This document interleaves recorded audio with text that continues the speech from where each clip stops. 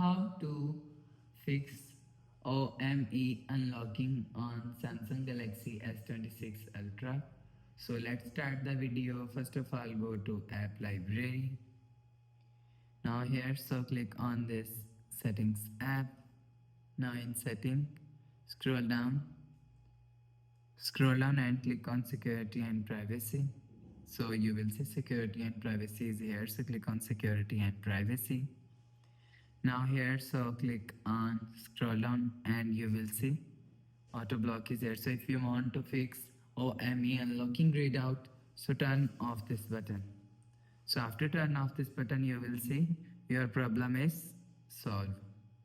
So after the process, go back to home screen, refresh phone. So that's how you can OME unlocking readout fix on Samsung Galaxy S26 Ultra.